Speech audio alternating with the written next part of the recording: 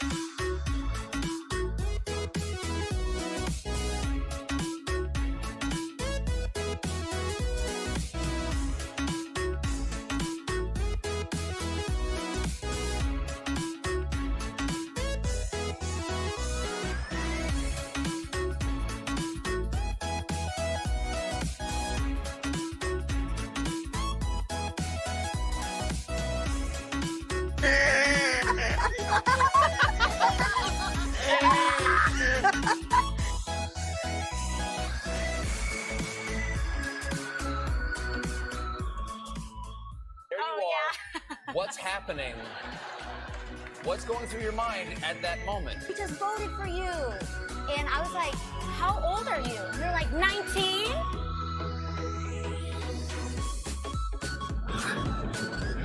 Didn't expect that reaction, but that's okay.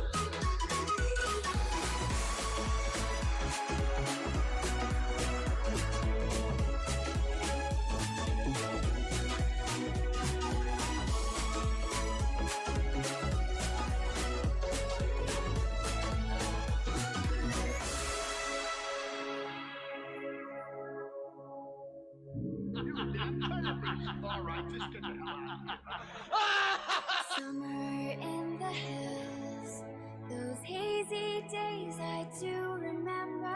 We were running still, had the whole world at our feet. Establishment and taking out Pelosi's protege. But is she all sizzle and no steak? Here's what she said when questioned on Israeli-Palestinian relations. You used the term the occupation of Palestine. What did you mean by that? I think what I meant is like the settlements that are increasing in some of these areas and places where Palestinians are experiencing difficulty in access to their housing and homes. Do you think you can expand on that? Yeah, I mean, I think I'd also I am not the expert on geopolitics on this issue.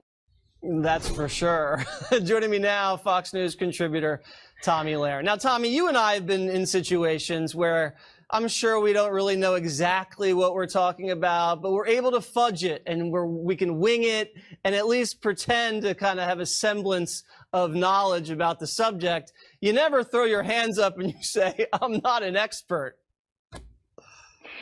She's also running for office, so that makes it a little bit more disturbing. But Jesse, I gotta tell you, I used to love it when Hillary Clinton would come on TV because I thought that it would make it so much easier for us in November and in 2020, but I'm over Hillary. This is my new girl. I love to see her on TV. I think it's hilarious. I do too. I think I'm gonna donate to her campaign because I want her to go as far as possible in the Democratic Party. Maybe she could run on Biden's ticket. Maybe it could be Biden-Cortez. I like the sound of that. I like the sound of it too, but you know, she's also a democratic socialist and she's going to be campaigning with Bernie Sanders. You know, the young people are supposed to love socialism, but also young people love reality TV. So Jesse, I have an idea. Why don't we take Bernie Sanders and Alexandria Ocasio-Cortez? Why don't we drop them into the socialist nation of their choice and see how long they last? I love that idea. Let's hear what her opinion was on direct action in the streets. Roll it.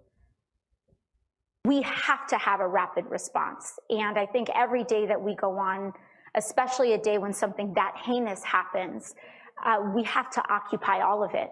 We need to occupy every airport. We need to occupy every border. We need to occupy every ICE office. I mean, she doesn't understand about the Israeli occupation, but she wants to occupy everything in America. I don't think this tactic is effective. Do you?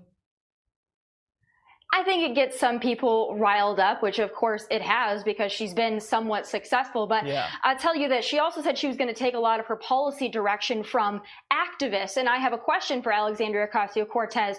Which activists? Is it going to be the activists that riot, loot, and burn their local businesses? Or is it the activists that march around in the streets with reproductive organs on their head? I mean, which activists is Alexandria Ocasio-Cortez going to be taking direction from her policy? Because as we know, she really doesn't have a lot of policy experience. This isn't her strong suit, so I'm wondering where she's going to get it from. Yeah, I don't think she knows. Maybe she can get it at Bernie's house. Let's listen to her take on capitalism and the unemployment rate. This one's my favorite. Roll it. We look at these figures and we say, oh, unemployment is low, everything is fine, right? Well, unemployment is low because everyone has 2 jobs. Unemployment is low because people are working 60, 70, 80 hours a week. I do think that right now, when we have this no-holds-barred, Wild West hyper-capitalism, what that means is profit at any cost. Capitalism has not always existed in the world, and it will not always exist in the world. Okay, I mean, I hate to fact check her. Everyone has 2 jobs. The people with 2 jobs, and it's its lowest rate in about 11 years. But that's not even how the jobless numbers go down. That's not how the unemployment rate works. It's down because people are working. More Americans are working. I don't think she gets it.